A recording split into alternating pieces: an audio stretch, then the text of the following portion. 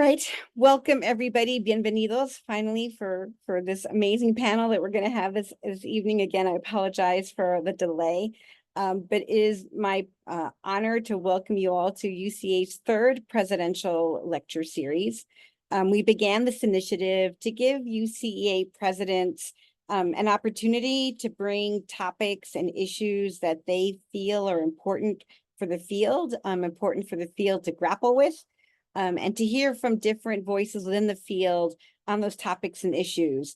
It's a chance for UCA presidents to extend their leadership in a way, and to leave issues and questions and solutions for us to grapple with, to debate, to improve, and to do the work that needs to be done to make sure that we're improving the lives of kids in schools, preparing leaders in ways that allows them to do that, and supporting each other as faculty and researchers and scholars in the field. It's my pleasure to introduce Lisa Bass. She is our 63rd UCEA president and host of this evening's panel. I know the people on this discussion will be both challenging and enlightening, but that's what we always hope for from our scholarly dialogue. And thank you, Lisa, for putting together this wonderful panel for us this evening. And I will leave it for you to get us started. Great. Thank you. Thank you, Dr. Burns. I am honored to serve as the president of UCEA and thankful for the opportunity to facilitate this important conversation, especially given the politically charged times we live in, times that make doing essential equity work difficult. Equity has been highlighted in discussions in every aspect of U.S. life from the civil rights era until this present contemporary time. The 1954 Brown versus Board of Education decision rendered 70 years ago centered the notion of equity in the context of U.S. education. This ruling caused the nation to examine and to question the experiences of Black children in U.S. schools and pushed for equal educational experiences. This order came in the form of integrated schools. However, this ruling did not yield the intended policies, practices, or outcomes. In fact, children of color continue to be underserved in U.S. schools, which arguably leads to their lower levels of performance. This begs to question if equity has ever been achieved in U.S. schools. Today, this esteemed panel of equity researchers will interrogate the current state of equity in the U.S. educational context and discuss where we go from here as we navigate the seen and unforeseen dangers of doing equity work in the current anti-woke era in which we find ourselves. The esteemed panel assembled today will discuss their work in equity as well as historical trends they have noticed since engaging in this work. The panel includes well-established scholars who have laid a solid foundation in equity work, as well as scholars who are just beginning. I will allow the panelists to tell more about themselves, but want to highlight some of their achievements. Dr. Mario Jackson, an international scholar in his own right, has worked in school districts in the US, the UK, and Jamaica. He is a budding scholar who just completed his 3-manuscript dissertation entitled Preparing Principals to Lead for Equity, a 3-paper dissertation examining the intersection of principle and equity-oriented school leadership. Dr. Jackson was recently notified of acceptance of his quantitative analysis paper from his dissertation in the Journal of Research in Leadership Education. He is a proud graduate of North Carolina State University with a PhD in educational evaluation and policy analysis. He will be working at Florida State University as an assistant professor of educational leadership beginning next fall. Wave, Dr. Jackson. Dr. Daniel Moraguez is an assistant professor at Florida State University. He is currently designing a study on simulated learning for the enhancement of leadership preparedness, particularly around equity and social justice competencies. He holds a PhD in administration and supervision from the University of Virginia and a Master of Science in Education from the City College of New York. Dr. Moraguez is a proud first-generation Latinx scholar who also has extensive international and military background. Dr. Ira Murray is an Associate Director of Research and Development and a research scientist at the Vanderbilt University Initiative for Race Research and Justice, where he oversees RRJ's research portfolio, grants, and partnerships. Prior to this role, Dr. Murray was the President and Chief Executive Officer of United Way of the Capital Area in Jackson, Mississippi. At both Vanderbilt University and United Way, he has led equity-focused research and strategic planning efforts, including helping to craft the United Way's network-wide equity strategy and framework. His current work focuses on developing deeper knowledge and understanding the role of race and equity in the decision-making of educators inside and outside of schools. Originally from Columbia, South Carolina, Dr. Murray earned a Bachelor of Science in Business Administration from Florida A&M University, a Master of Education from Vanderbilt University, and a Doctor of Philosophy with an urban education focus from the University of Pittsburgh. Dr. Dana Thompson-Dorsey, who I hope is on her way after the technological difficulties. She's an Associate Professor of Educational Leadership and Policy Studies at the University of South Florida. Her research and teaching focuses on education, law, and policy issues, as well as critical race studies. Specifically, Dr. Thompson-Dorsey's research critically examines federal, state, and local education laws and policies, as well as pre-K through 20 school and university practices and how they influence equity, access, and opportunities for historically minoritized students and communities. In addition, Dr. Thompson-Dorsey designs and conducts professional development programming that addresses racial equity and culturally proficient policies and practices for school districts, corporations, and other organizations and governmental activities. Dr. Thompson-Dorsey received a PhD in education from the University of Pittsburgh School of Education with a concentration in social and comparative analysis in education and policy studies. Additionally, she earned a JD from the University of Pittsburgh School of Law and a BS in accounting from the Lincoln University of Pennsylvania. Dr. Sharon Radd is an associate professor and program director in the MA Organizational Leadership Program at St. Catherine University. She is also an equity fellow with the Midwest and Plains Equity Assistance Center at Indiana University, Purdue University, Indianapolis. She is the founder and lead consultant of Conscious Praxis based out of Minneapolis and a senior partner with the Five Practices Group.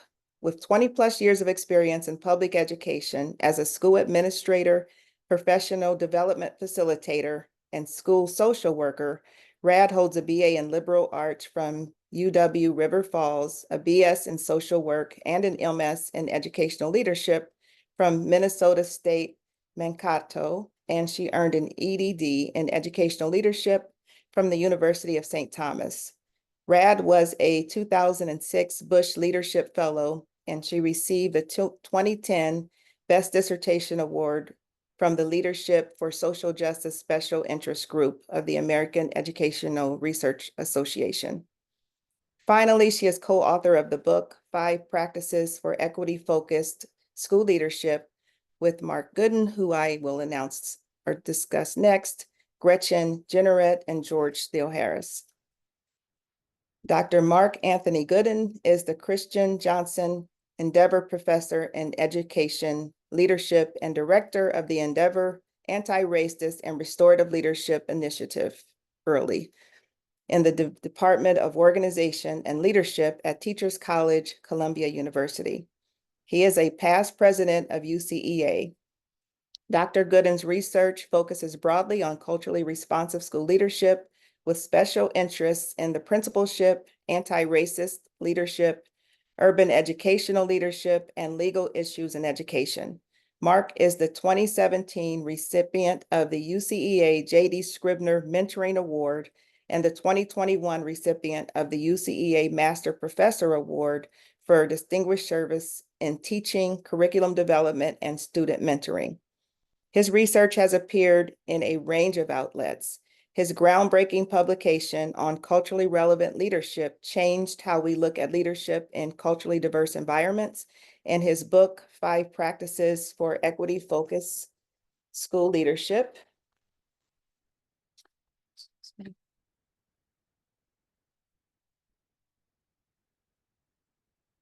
With Sharon, Radd, who I just announced, Gretchen Jennerett, and George Steele Harris provided a framework for school leaders on how to lead equitable schools.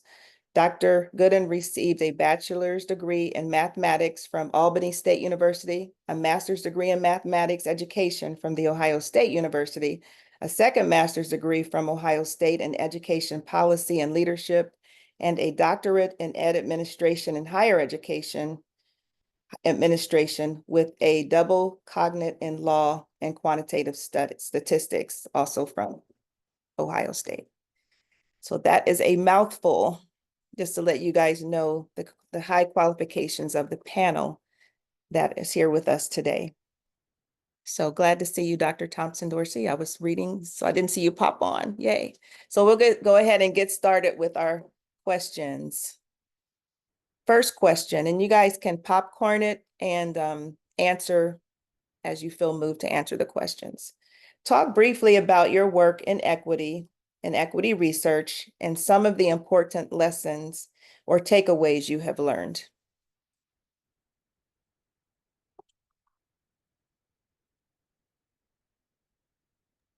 So as the youngest, I guess I'll take it on first.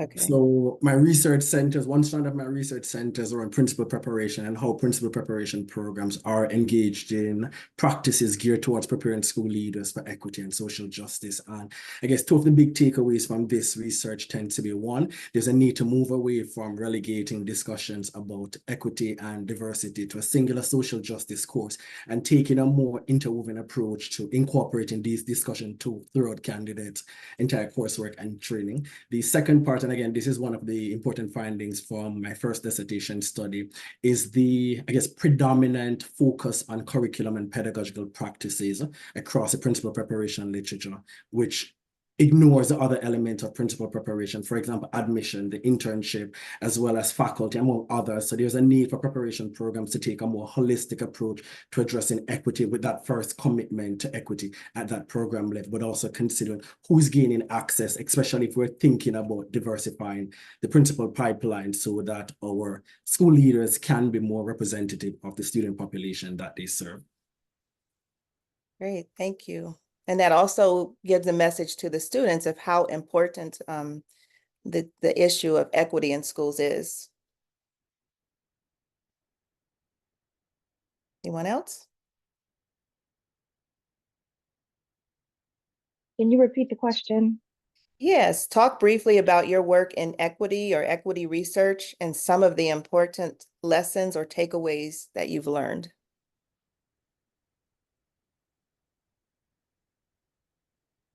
Well, you went on mute. You're muted. sorry. I will say, for all the years that I've been doing, focused on equity in education, which has been since I received my PhD. One of the things I've noticed that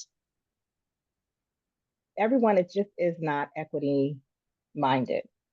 I mean, it's a shame to say that it really is a mindset. You would think that people would want those who have been minoritized and disenfranchised historically, traditionally, and ongoing, that they want that opportunity for those who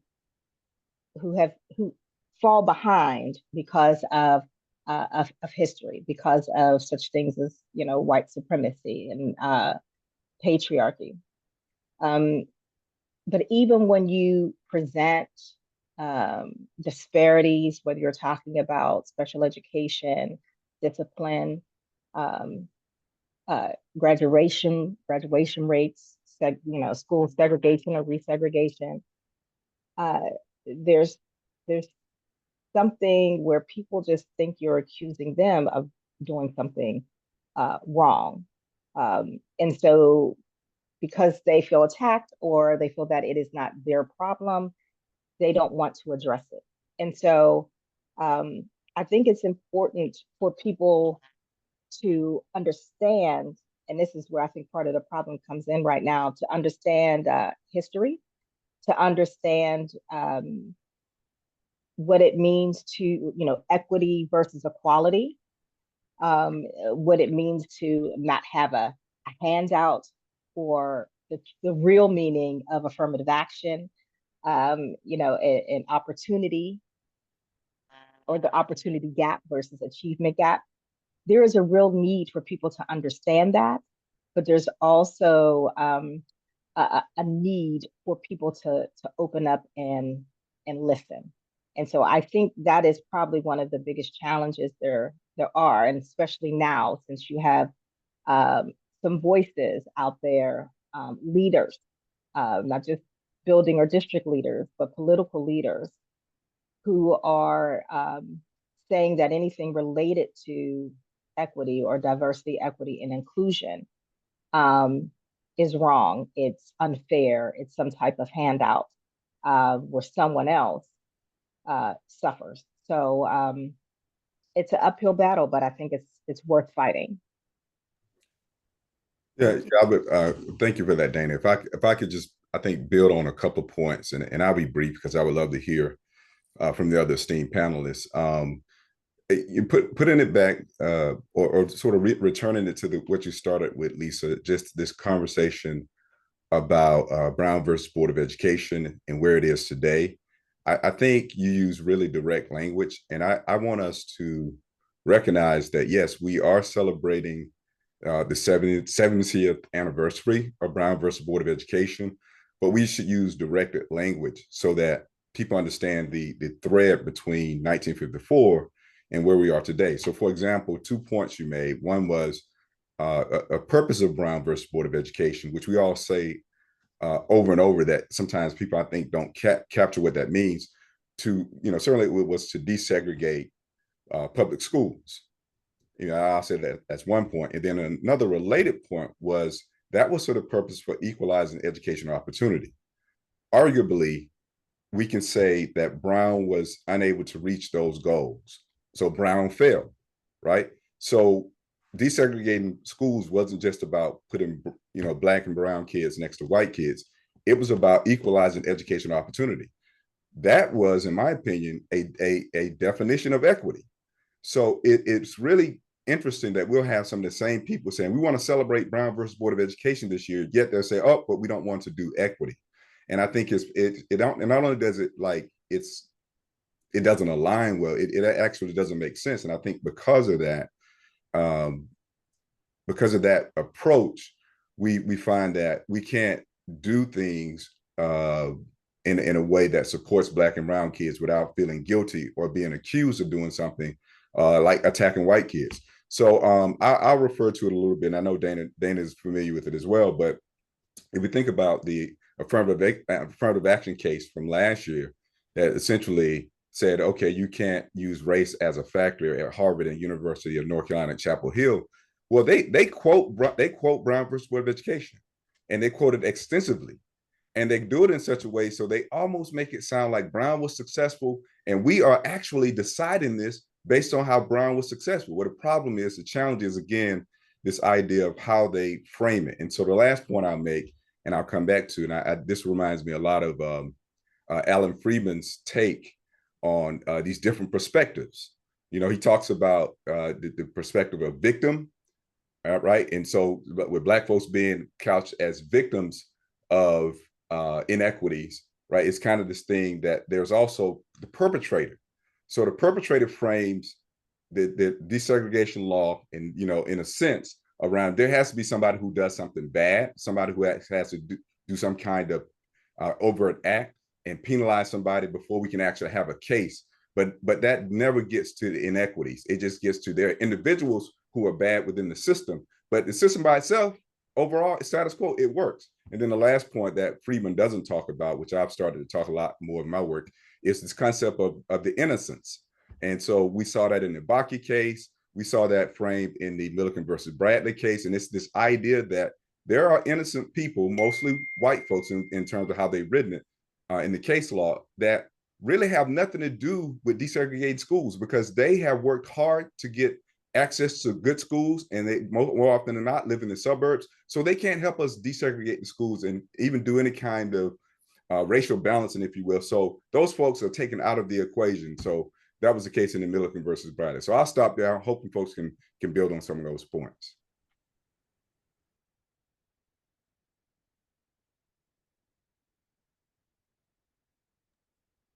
Maybe I'll go next and I can maybe build on some of Mark's points a little bit.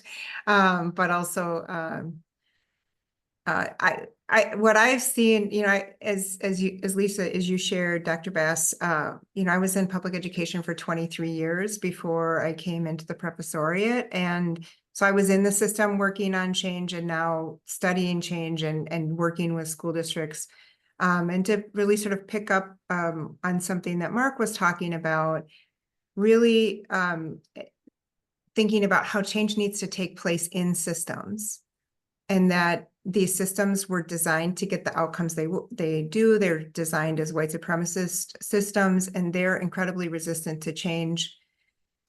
Similarly, adults, especially white adults, are resistant to change that is, related to equity. It's buried deep in our paradigms, and this is highly political work. And so all of that is and I really start looking at like, how do leaders make these kind of change happen? Those sorts of things are really important as we're thinking about how do we make this change happen from a leadership perspective. So I think as a field, we need to be thinking going into adult learning, understanding how adult paradigms change, the neuroscience behind that, as well as the psychology and behavioral change that go into the fields of organizational theory, change theory, systems theory. All of these are really critical in understanding how we advance this work from a leadership perspective. And I think in my own experience in preparation and in my practice, we're not fields of study that were emphasized, but have a lot to offer us. I also just think, and kind of shifting the focus here from that systems level for me as a person, and especially as a white person who's doing this work and trying to lead, there's so much that I've learned about how we have to be as people in doing this work. I like the idea that we have to be the change that we want to see. John Powell talks about being hard on systems and soft on people. And I continually challenged to bring that to my work, but I think that requires a lot in how we're as effective leaders, and that being an effective leader really requires a great deal of emotional and personal maturity. It requires curiosity, openness, listening, and this willingness to really keep on learning. You said, Lisa, it hasn't, delivered, Brown hasn't delivered. Mark talked about it as a failure. I would agree with all of that. And just know we don't know how we're going to get there or what it's going to look like. We know an awful lot, but we don't know enough. And so we have to stay in a place where we're continually learning. So for me, that's what I keep trying to bring to this and try to teach my students is, that sense of curiosity, openness, listening, and then particularly as a white person, really bringing courage and durability, and really thinking about how I can use my privilege to help advance this work.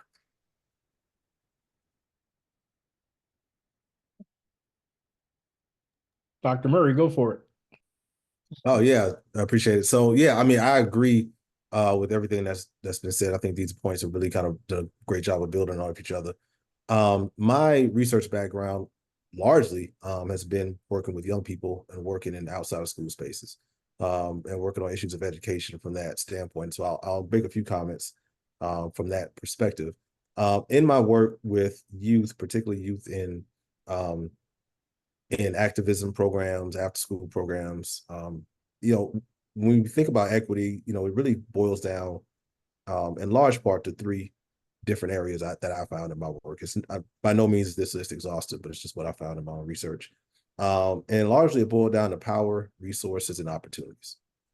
And really thinking about how those things are distributed, who makes decisions about those things, and then how do folks gain the kind of access to power, resources, and opportunities that will allow them to, one, repair whatever damage has been done to them historically and contemporarily, and then also, how you take advantage of that in order to be allowed to maximize and really bring your full self to fruition. And so when I think about power, I just think about decision making. I think about policy. I think about who gets the right to define what equity is, who gets the right to name the issues that are at hand, and then who is endowed with the authority to address those issues, right? And so dealing with like the nonprofit space, for instance, there's general consensus that power is an issue, but very rarely is power explicitly talked about and broken down in terms of how it manifests in these different situations and circumstances, and how you're able to distribute that power or more evenly allow people access to that power, particularly in terms of decision making. The resource part is one, I think, an area where people are a little bit more willing to talk about it. But again, that's an area where we talk a lot about policy, right? Because policy is where resource decisions about resource distributions are really made. And I think that goes back to what Dana was alluding to and what Mark was alluding to in terms of the Brown decision. It never addressed resources. It never addressed what access people would have to opportunities as well, even in these newly desegregated schools, right? And Derek Bell talked about this in his work when he was kind of reminiscing about and kind of critiquing his own participation in the Brown case, where he talked about the fact that the mission had changed, right? The mission began as this idea that we need to enforce separate but equal, because we're not enforcing separate but equal. These schools where Black children are located are not getting the same resources and opportunities. And then it manifested and kind of changed into this broader, socio-political project, which became about desegregating schools. But it never really talked about what happens in those schools that are desegregated, right? And I think that's where the mission kind of got lost. And, some would argue that wasn't the mission, right? That's a whole nother conversation. But that's talked about. And then opportunities. We see a lot of the segregation that happens in schools, a lot of the disparities that happen within schools, even in integrated schools, right? And I experienced this in Mississippi with some of the research I was doing with school districts down there, where even in the highest performing school districts, one of the highest performing school districts, actually Mississippi, is a predominantly Black school district. But within it, you see disparities based on race, where Black students in this predominantly Black school district, that's the highest performing in the state, don't have access to the same opportunities as their white peers, right? And so that's something that has to be addressed. And so even in this state where we are, arguably more desegregated now than we were, in 1954 at the time the Brown decision was made, we have to do a thorough examination of how power, resources, and opportunities are distributed in and across schools, and also in and across communities, because we know that those disparities that exist within communities also bleed into the educational experiences of students. Thank you. Bring us home. I was gonna say, everybody's made such amazing points, and I don't know if I can put together something that's coherent, but I'll try. I was a teacher as well, and I sort of came into educational leadership because I saw the principal's office as sort of like a means to address some of these inequities that I experienced as a student, and also that I witnessed, students in certain schools when I was teaching in New York City, for example. And I thought that, the principal could be sort of like a lever to make some of these important changes. And then, I go on this educational journey. I'm working on a PhD, and the problem is that, you start learning things and you start realizing it's such a monumental task. There's so many like external factors, right? That sort of reinforce the systems and the structures that are in place that perpetuate these inequities. And so one of my biggest frustrations is that I'm realizing, you know, historically, you look at any time like a little bit of progress has been made, they, quote unquote, they find a way to build new walls and new structures that sort of like replace the ones that have been torn down. And that happened, you know, after the 13th Amendment and after the 14th Amendment, and it definitely happened after Brown versus Board of Ed, you know, which was a decision that maybe might have even been not interest convergence, but like, hey, listen, we can get away with not providing these resources if we, you know, approve integration. Like, you know, who knows what the thinking was behind that 9-0 vote. But it just, you know, as an educational leader, becomes such a difficult task. So I think that we're living in this current anti-woke, sort of anti-history environment because, you know, we had a Black president and there's been backlash for that. But there is a positive, and the positive is related to my research. And, you know, my research is about principal preparation, and I use, you know, simulations to develop equity and social justice sort of, you know, competences. While my research says that our preparation programs are not ready for the kind of work that we need to do, like it's a work in progress, and there's a lot of work that still needs to be done. I have seen that there is some sort of like underlying commonalities in leadership that works, leadership that does get to student outcomes and, you know, equity and social justice, and that is caring. So that's sort of been a positive, and I've been leaning into caring and in my teaching and in my research, and specifically into the ethics of care and community, and as a way to really address every student that walks through your doors and how to make sure that they get what they need. And that even if that means redistributing resources so that one person gets more than the other, that's okay. Like, we have to be okay with that. And unfortunately, like too many people aren't. But I'll stop there. Good, thank you. Would anyone else like to talk more specifically about their current projects or equity work that they're doing, like right now, or maybe work that they have done? That was kind of the question. And no, Mario talked about his dissertation. Daniel talked a little bit about his work. And you guys are such philosophers, kind of talked about the status of things, you know, with the work. But any projects that you guys would like to mention, or takeaways from specific projects that you're working on or have worked on?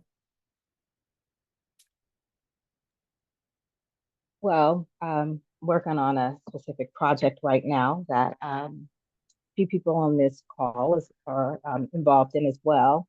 And it's grant funded through the Wallace Foundation, and developing and validating a study right now, or a survey right now, that deals with racial equity, and specifically all of those who would be in the school leadership pipeline, particularly principals, from pre-service teachers to those who are practicing teachers, practicing school leaders. And this survey would actually measure whether those who take the survey have low, mid, or high levels of beliefs, knowledge, and mindsets about racial equity. And so it's really interesting because I guess it's not that traditional survey when it's just Likert scales, but it also it includes hypotheticals where you get out of that theoretical framing with the Likert scales. With those type of questions you get, it into something that's more concrete that people may be able to relate to because they've experienced it themselves or they've seen it on the news. And so you have an opportunity to actually discuss whether, or I guess measure whether you feel comfortable talking about certain racial issues or racism that may be existing with different racial ethnic groups. If you feel knowledgeable to do so, and if you would indeed do so, particularly if it comes up from a student that is in your class. And while our group did, think about this survey more broadly, meaning we were thinking about equity generally, and so we tried to construct the survey so that it could be easily adapted to address like gender equity, religious, equity, sexual orientation, those different issues. But we wanted to start with what is always the elephant in the room, which is discussing race. So we're still in the process of validating the survey, but we've learned a lot about ourselves in this process. But and also, I think for those that we've been working with in terms of those who have taken the survey, because in this phase of the survey, we are actually, people take the survey that are in our sample, but we also conduct cognitive interviews and focus groups with them so they can help us improve the survey before it goes nationwide. And right now we're focused on the Northeast and Southeast parts of the country. But it's really fascinating, even with those that we've already collected data from people's different backgrounds and how they interpret equity, how they interpret race and racism, how they interpret or experience these same issues and feel comfortable or not discussing them. And in this particular time in politics, and just social interactions, it's critical to be able to discuss these issues comfortably, and then particularly for students who may not be learning about a lot of these issues, depending on which state they're located in, because of all the anti-critical race theory, DEI legislation. So this is important work. I'm proud of it, and very proud to work with Dr. Murray and Dr. Bass in this project. Well, thank you for that. Dr. Murray, did you have anything to add to that about that project? No, I mean, I think Dr. T, as we affectionately call her, give a great summary for the project. I will just add that, one of the surveys upon which this project was built, the Teacher Race Talk survey, I used it for my dissertation research back in 2017, 2018. And of course, this is right at the beginning of the Trump administration, right? Where you start to see some changes in the temperature and the way we talked about these things. And one of the more interesting findings I had in that mixed methods study was that the race of the teacher, when it came to making decisions about would you talk about race with your students or racism with your students, that the race of the teacher was not as important in this exploratory study I did as the race of the student. And so whether it was a Black teacher or a white teacher in particular, there really wasn't a big difference in the way that they approached it, but the racial makeup of their students really was the largest deciding factor. And kind of underneath that was this uncertainty about how the students, and really, and quite honestly, the fear about how the students and or their parents would react to having these conversations. And so, kind of one of my big takeaways from that was we need more white people talking about race and race equity. And we need them not to be afraid to talk to other white people about it. And we need, even the Black teachers that we have, we need to create spaces and opportunities where they feel comfortable addressing these issues, or at least talking about and opening up these discussions. Because in the other research that we've seen, the students want to talk about these things. Like, these aren't necessarily subjects that they want to avoid. I mean, the kids now, they talk about any and everything. Sometimes a little bit too much information, right? So, we got to create these opportunities, but to the point of this larger project that Dr. T talked about, we have to understand the knowledge, beliefs, and mindsets that they're coming into the classrooms and schools with before we start encouraging folks to have these conversations, because some of these conversations could do more harm than good. And we just aren't really, quite honestly, doing enough good training around this across teacher ed programs. There are some that are doing a fantastic job, and there are some that aren't addressing this at all.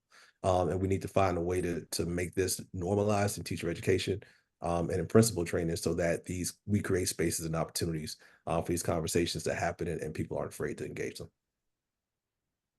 Great. I love the connections that are forming here between Dr. Jackson's work and what you just said. The quality, of the conversations that occur at the training level. All right. So the next question is kind of involves working in our crazy, I shouldn't say crazy, but the social political times in which we find ourselves. So can you discuss some workarounds you have employed to continue this work given the current anti-equity social political sentiment that we experience now? And we have some Florida people, so you probably have a lot to say, but others as well, because if it's not there yet, it's coming. So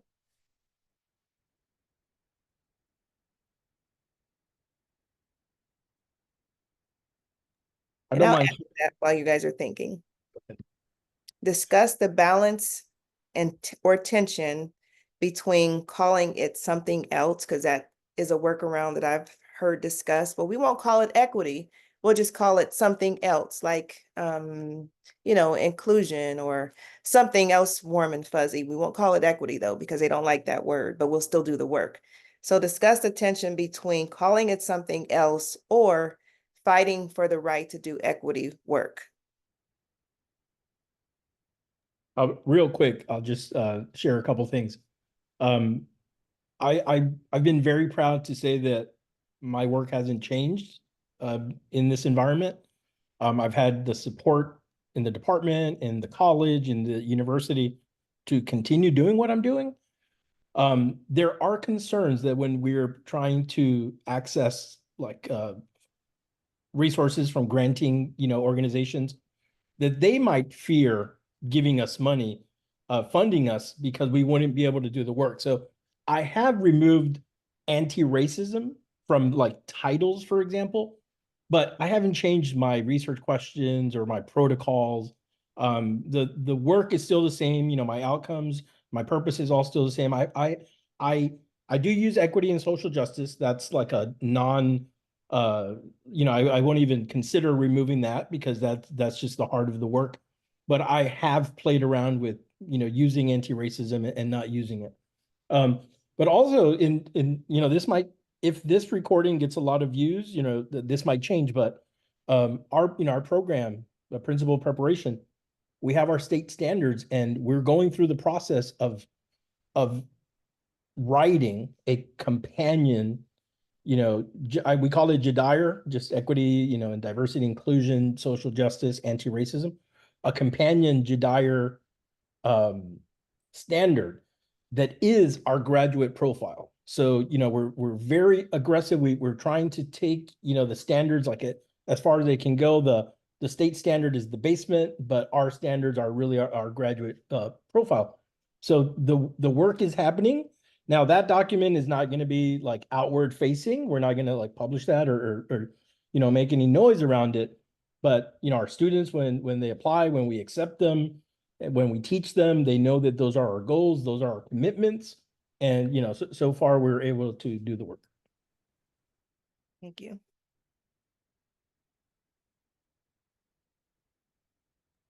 Well, I'm in Florida as well. And we've even had new legislation that has come out recently that the governor just signed, where we're not supposed to, anything that deals with DEI, race, critical race theory cannot be taught in any of the teacher or ed leadership preparation programs. And I teach critical race studies. In fact, I teach it every spring. Just finished my grading for that course. And so I guess technically, because it has been slotted to law, I'm not supposed to teach it next spring, but I will. And I will continue to teach it, and it will be called Critical Race Studies. Now, it's not supposed to affect courses like that. Most of the time, courses that are offered that are critical race theory, critical race studies are usually taught to graduate students on a doctoral level. They're not required courses. And, you know, students can take them as an elective. But the language in the statute includes anything that is part of professional learning certificate and the critical race studies course at USF is part of the diversity certificate, which I don't know how long of a life that's going to have because of laws that were passed last year. And so there is this outstanding question, but a lot of the law and this recent law and then laws from last year and this year that have eliminated any DEI programs, and they are enjoined by the lawsuit in Florida dealing with HB7, or what many people know as the Stop Woke Act.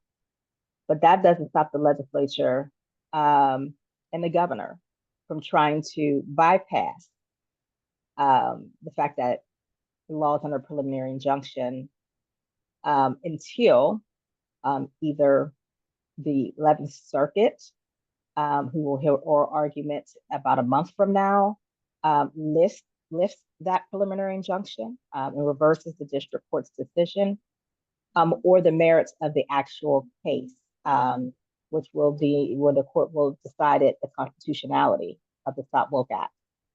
But I don't and won't self-censor because I know all of these laws are a violation of academic freedom and the First Amendment. And I'm teaching adults. I'm not teaching children. They can make choices about what they want to learn. So I won't stop teaching the course. Now, if the course gets shut down because of the fact that it's called critical race studies, because we also have to now submit our syllabi to the provost for review. I will just incorporate all of it in my school law classes and the other courses that I teach, but I will never stop teaching it.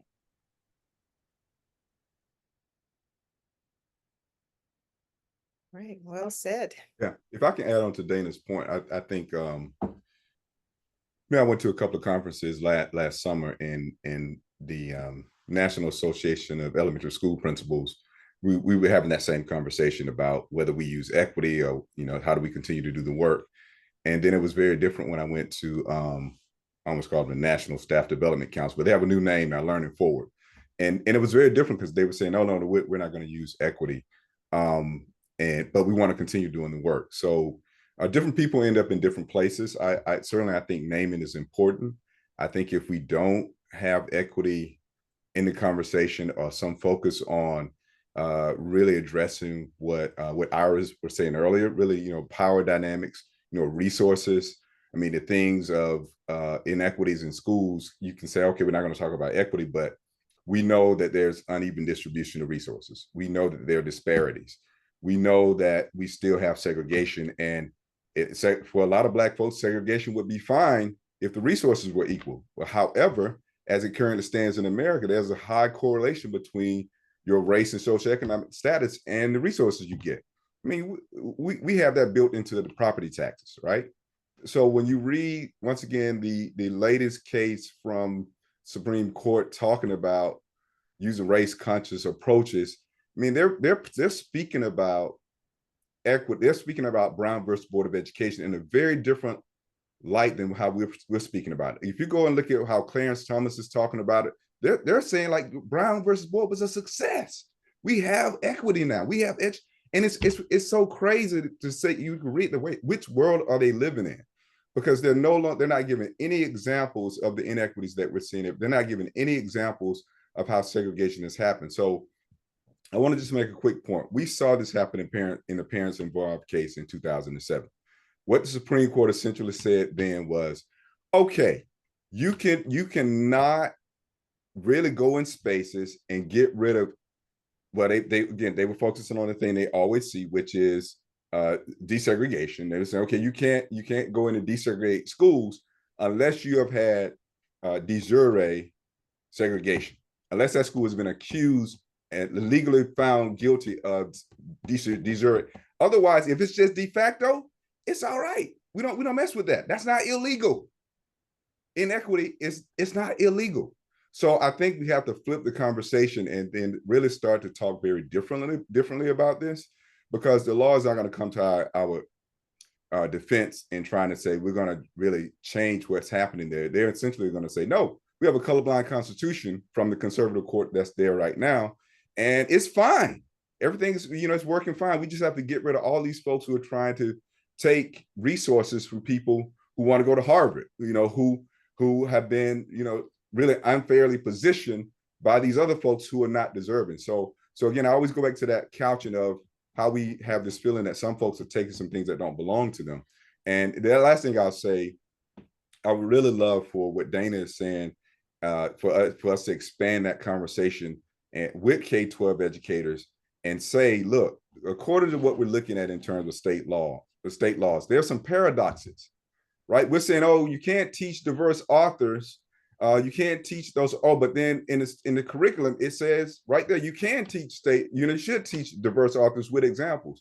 So I agree with Dana. I think that once we start to come up with some really substantive legal challenges, there are going to be issues. But right now, there's a chilling effect to what legislators are doing, and teachers and leaders are preoccupied with enough things than to think about, how do we come up with a lawsuit to fight this? And so therefore, I believe higher education folks, professors and leaders or whatever, are going to have to step up and say, how can we make a connection, a unified approach to this, a solidified front, if you will, on how we're going to address these issues. Otherwise, we're going to have stuff that happens like what's happening at the University, well, I'll just say Texas. I shouldn't say the University of Texas at all. I should. I used to work there. But if you look at what's happening in Texas, that current president, right, essentially just said, oh, yeah, we have these bills. We're not going to push back. And we're going to have, I can't remember the term he's using, but a lot of leaders are using something like, I think Vanderbilt, they use, principal neutrality, something, which really means we're not going to do anything.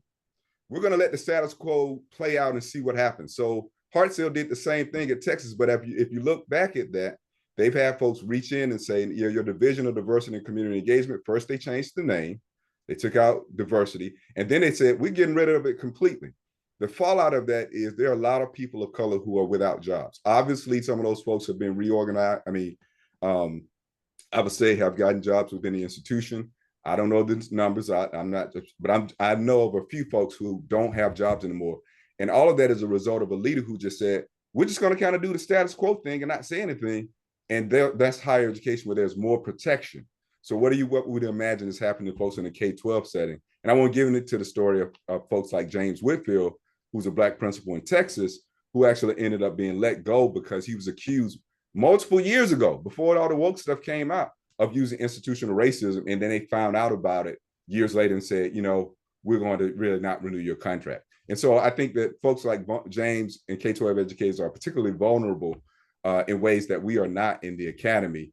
But without us really coming to figure out ways to support them, we leave them vulnerable, but we also leave ourselves vulnerable by thinking that we're in some ways protected because we have leaders who, in a lot of these institutions within Florida and in Texas, for instance, are not going to fight this. They're just not going to do it. Can I just make a quick point? I know other people want to talk, but I just want to piggyback off what Mark said and make this quick point. With all of these cases that have been coming out recently and in the legislation, for example, the Harvard and UNC case with students for fair admission, student, eliminated affirmative action. And then, of course, we have these anti-CRT, anti-DEI laws. Students are the ones that have the power. Anytime you read like the case dealing with Harvard and UNC, one clear thing that John Roberts said in that decision was this, even though, diversity policies, race-based admissions policies are deemed unconstitutional, students can still talk about their experiences with race and racism. There's nothing to stop them from talking about it in their personal statements and other essays that they may write for admissions. Similarly, we have the Stop Woke Act here in Florida, but prior to the Stop Woke Act going into effect in 2022, the State Board of Education approved a policy, which was an anti-CRT policy, that basically talked about how to interpret Florida statutes in terms of instruction in Florida. And it basically says you can't teach the 1619 project or any materials from it. You cannot distort history, and you cannot teach anything or any principles from critical race theory. But oftentimes people don't read the whole policy because after it says all these things you can't do, can't teach, it does talk about that you still are required to teach about the Declaration of Independence, the Federalist Papers, United States Constitution. When you get into high school, still supposed to teach Dred Scott v. Sanford, Plessy v. Ferguson, Brown v. Board of Education. And it specifically says that students, anything that is student-led, anything that a student says, okay, I want to talk more about what Justice Taney said in Dred Scott v. Sanford, that's saying that any of the ancestors, any descendants rather of Africans who have been enslaved will never be deemed human, will never be citizens of the United States. And Justice Taney's bust, by the way, still sits in the United States Supreme Court. So students are reading this and they want to have discussion or debate about it. And a teacher has to act as a facilitator. And that's literally what the policy says. They can facilitate the debate and the discussion, but they cannot shut it down because it violates the students' First Amendment rights. And this is on the K-12 level. So when you read a lot of this legislation and you even read some of these Supreme Court cases, it's clear that the students have the power. Anything that is student-led cannot be shut down in terms of discussion. And so that is something that those of us as professors should be teaching our students. I teach my students about this who are teachers and school leaders about this when they have school law with me.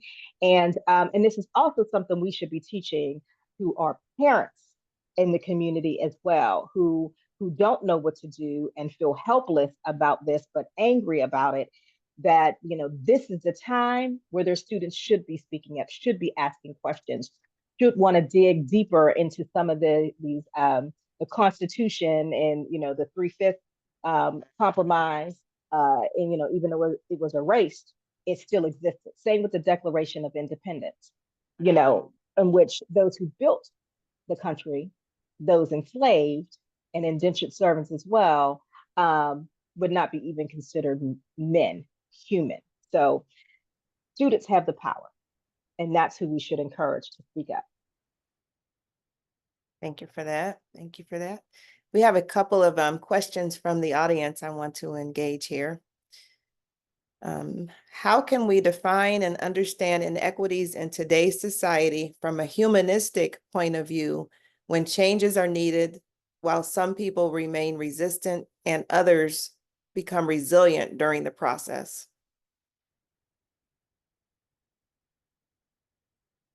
How can we define and understand inequities in today's society from a humanistic point of view when changes are needed, while some people remain resistant and others become resilient during the process?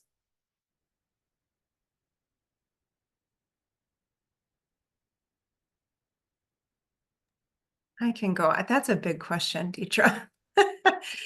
I'll start the conversation. And I don't know, like, as I'm reading the question, I'm thinking I think people become resilient in their resistance, right? They get really entrenched in it. And also in that context that people can be resilient, become more resilient to resistance. So I think both of those things can be going on. As I'm listening, and everyone is so informative, I'm just enjoying listening to everybody so much. But really thinking about, what we have to learn from history. Dana, you've spoke to that so powerfully. And that, you know, in the civil rights movement, for example, we know that so much of the change that occurred through organizing. And organizing is based in relationships, and learning is based in relationships. It's fundamentally relational. And so I think, you know, and we're educators. So sometimes all of this, I think, can take us away from just the very human and relational nature of the work that we're here to do. And I need to name that I'm in, you know, not only am I white, I'm in a state, I'm in Minnesota, and we've got a completely democratic government right now and making lots and lots of progressive changes. And I'm at a university that's highly supportive of the work that I do. And so we need to take that into account as I'm speaking. But I think that, you know, the very specific thing that Dietrich's asking about is really recognizing that humanity in others and building relationships. Markson, my co-author, Dr. Gretchen Jenneret, really speaks consistently about how sharing our stories with one another helps ground us in our humanity and helps build our relationships. So those are just a couple of thoughts that I can share to potentially get this started.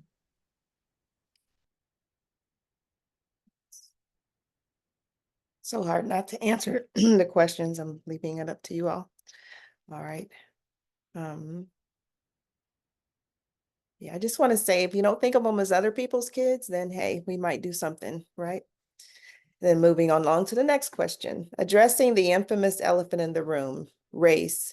How can we move the needle from the desegregation and integration of schools to the prevalent and current existing issue of the resegregation of schools?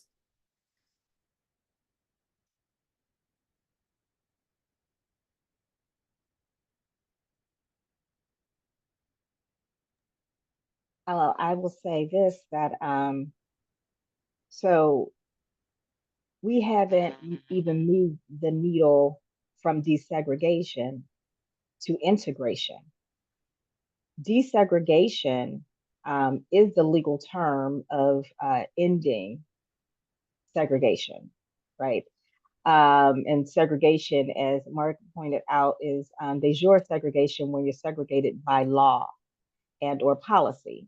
So when you desegregate, you end up policy or law. But integration is not a legal term. And it is, as I like to say, it's utopia. It's where we want to be. It's where we hope to be. It's where people will live in the same community, go to the same schools, enjoy each other's company, regardless of their race. And we haven't even reached that. And you're right, we're now dealing with resegregation when we've never reached integration. The highest percentage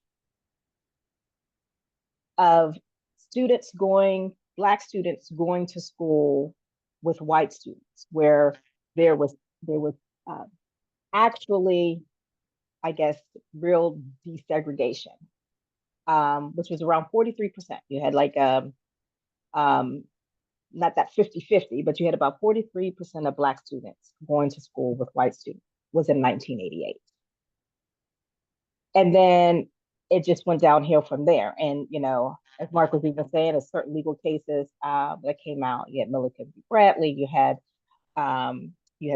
Freeman, I should remember this case. I'll say the Freeman case, which pretty much broke down any of those discussions around segregation. It pretty much took away those 6 green factors you had to meet. It was Dow and Freeman, one in 1992, one in 1991. And suddenly those court orders that school districts were under, where they had to show there's been desegregation in the student population, in the faculty, in the extracurricular activities, and several others before they could be deemed unitary or achieve unitary status. Those 2 cases, Dow and Freeman, threw those out the window. And so from there, we've just gone into resegregation. But also, as Mark mentioned, we are living in this time of de facto segregation, which means people have the choice of where they want to live. And because people are typically assigned to school based on where they live, they are desegregated. But if you're in a state like I am that has school choice, right? It's open, right? But it really isn't, because Florida also has a law that passed last year where vouchers are open to everyone. And if you want to homeschool your child, you can homeschool your child with the voucher. If you want to use the money to take your child out of public school and send them to a private or parochial school, you can do that. And the people who are doing that the most are white parents. When I talk to Black parents, even if they're well-to-do, middle income, high income Black parents, they have no idea that this law even exists, because the research has always said about vouchers, it spreads through white parent connections, not Black parent connections. So who are soon to be left in the public schools? Black and brown children, linguistic minorities, those who will be, as I say, the workers or employees of society, because they're also not learning history. And those who will be the leaders leading them will be those who have used that voucher money and gone on to these private schools, or their parents are homeschooling them. So resegregation is not just by neighborhoods anymore. It's because of vouchers, by the way, which it came into play after Brown v. Board, in places like Virginia, where they did not want Black children going to school with white children. They simply closed the public schools, gave vouchers to the white kids to send to private academies, which still exist in the South, particularly in states like Alabama and Mississippi. So the question is complex, because we are dealing with a lot of history that a lot of people aren't aware of. So resegregation is a problem, but we should be pushing for this goal of real and true integration. But it's a matter of us as parents, as community members, as tax-paying citizens, knowing the law and fighting for it. Thank you for that answer. Can I just add quickly, Dr. Bass, to build on what Dr. T was saying? I think people don't always realize, and I think this is just evidence of what Dana was saying, the students who are most likely to attend schools with their racial peers are white students, right? So this is from 2017 data. In 2017, 48% of white students attended schools where over 75% of their peers were of other students were racial peers, and 86% attended where over 50% were racial peers. And this is really, I think, speaking to the sort of flight that Dana's talking about. And with those students goes those resources, right? So those overwhelmingly white schools are extraordinarily resourced and contributing to the inequity. And it's just, I think, evidence of where we're at and the problem that we're speaking of today. Thank you, Sharon. Anyone else have closing thoughts on any of the questions that have been asked? Because we are closing in on 7:30. I get very down sometimes. I get pessimistic about the future, but I was listening to a podcast recently that was really interesting. It was at NPR, and they put it in perspective. They talked about how from enslavement or from slavery through equal protection under the law was about 12 generations, and that we've only been sort of addressing these issues in earnestly for 2 generations. So that to sort of understand how these things take time, especially to dismantle the systems and structures. And then additionally, I think a lot of you have mentioned youth and young people, and I think they are going to probably, well, obviously they're going to save us, and they want to fight back against racism and against discrimination and oppression, and they're asking really good questions about where institutions are spending their money and who they're investing in. So that also gives me a lot of optimism. Yes, it's always good to end on a good, happy note. I am so sorry that I was just looking through some of the questions from the Lisa, panelists. there still are questions, so if people Yeah, and then the panelists are okay with answering a few of those questions, I feel bad that there's still so many I know questions out there's there. such good questions. I'm like, geez, I want to know the answer to that. And we started late, so I just feel like we should try to answer at least a few more. Okay, anyone seeing, you guys can see the questions as well? If you feel want to answer any of those questions? Some are about parents asking how to raise kids in these racialized environments, the dealing with disabled students and it being disproportionately Black, like, how are we dealing with exceptional children, things like that. Really good questions.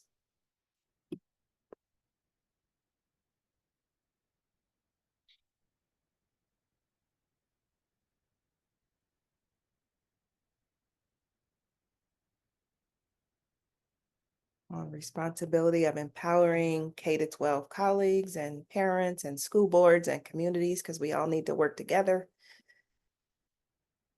Any thoughts on any of those before we close? Yeah, I'll just say, make some general points. I think we are experiencing a time when we are again seeing it's a huge amount of political power in school boards, and school boards have particular views. Obviously, for some, they use it as a springboard into other political activities, but it's become. I mean, I think they become particularly of interest to folks who want to have more control over their kids' education. And so I would just say for folks thinking about how to get involved or get even students, and we're finding students are running for school boards in some locales. So I would just encourage parents, folks of color. I mean, often in school boards, it tends to be a lot of folks who are from particular communities. Sometimes either white folks who move in communities and they don't even have children in the school district, but they have political aspirations and they have thoughts about how they want things to go. And so I would just say to folks, be mindful that that's a way to get involved. Something was said earlier to Daniel's point. It's so interesting that there's this convoluted purpose of education now. And I think we need to have more conversation about what is the purpose of education and how does it work and how does that differ for different folks. For example, if I go back to the example of the freedom schools in 1964, you had young people who wanted to get involved in the civil rights movement and they wanted to go to the summer school to get engaged with what was happening and learn how to protest. And that was a part of participating in the democracy. Fast forward to 2024, you literally have school board members who are saying, we don't want politics in education. Like, Black folks have always said we got to move toward liberation, and we've got to understand this democracy and we got to participate in it.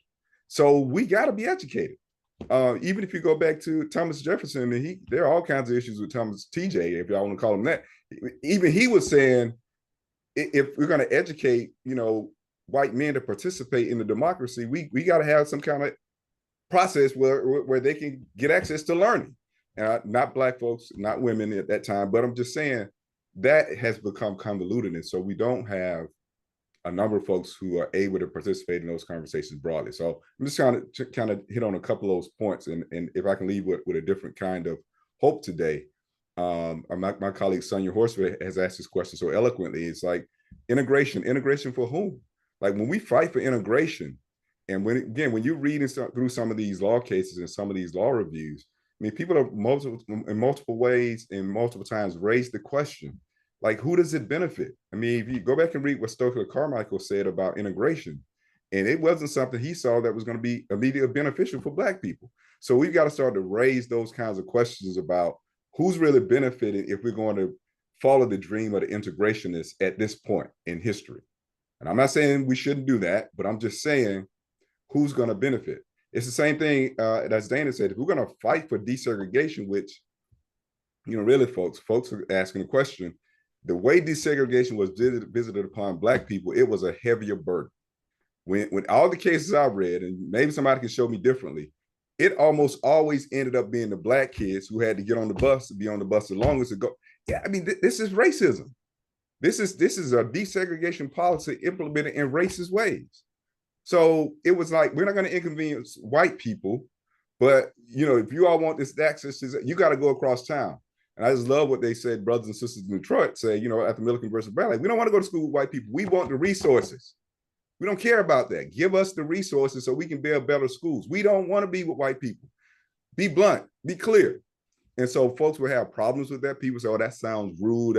But I say, no, because if we go to school with white kids, we're going to get just what we're getting right now, desegregation within the school by classes. We're going to hit desegregation by discipline. That means we get the muddy end of the stick. Black people, we get kicked out more. So it's still not effective for us. We're still getting the worst part of what we have, even in this current iteration. And so it's just a question, should we be following the dream of the integrationists? And by God, should we be carrying the burden of it right now in 2024? And I'm talking about Black people and brown people. Should we be doing that? And that's just a question I'll leave with. Well, education was not built for us. It wasn't built for anybody, actually, that is on the panel. I mean, if you weren't, a wealthy, white, heterosexual, Protestant male, education was not made for you. And along the way, when you had more people who wasn't fitting that mold going to school, there have been more barriers put in place. Whether you talk about standardized testing or, vouchers, disciplinary policies. I mean, discipline went through the roof in the 70s, where you had Black and brown students who now are going to these schools that are predominantly white. They were white schools that closed the Black schools. That's when the discipline rate, went up by 300%. And it has continued to be a problem. Also tracking students and, students being, particularly Black students, being disproportionately assigned to special education. All of these different barriers, all of these different so-called reforms that have harmed Black students, Black and brown students, have been put in place to make it known that education was not made for us. So we need to make sure that our children, when I say our children, I mean all of these children out here, because if we have the knowledge, resources, platform, whatever people out there may have, it is our responsibility to educate our children.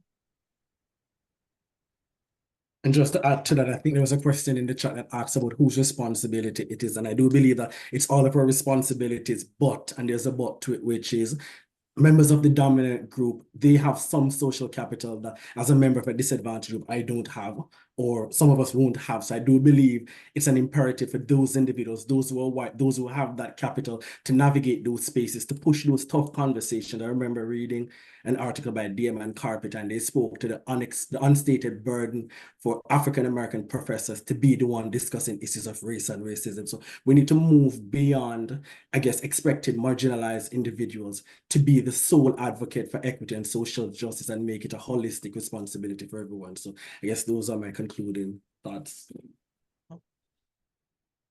Nice work, Doc. All right. Thank you all for being part of this wonderful panel and this great conversation. Sorry, questions are still coming in, but we have got to at some point close it down. And I think our ED executive director is popping on to remind us, yes, we do have a cutoff time. But thank you all. If I had to pay you all, I couldn't afford it. So I appreciate your labor of love and your commitment to this equity work, so much so that you decided to join us tonight. So thank you all very much for your time and your thoughts. Yeah, I just want to add my thanks to Lisa's. This is such an amazing panel, and the need for this kind of conversation and remembering is really important, not just to UCA as an organization, but to the field and to each of us as sort of human beings. So thank you very, very much. For all of those who are still here with us, this was recorded, so we will get this up on our UCA YouTube channel, and you'll have an opportunity to listen to it again in kind of slow motion so that you can really absorb all the wisdom and experiences that have been shared. Thank you again so much. Enjoy the rest of your evening. And don't forget, UCA convention proposals are due on May 15th. Good night. Night, Thanks, y'all. everybody. Good night. Bye. Thanks, everybody. Thank you, everyone.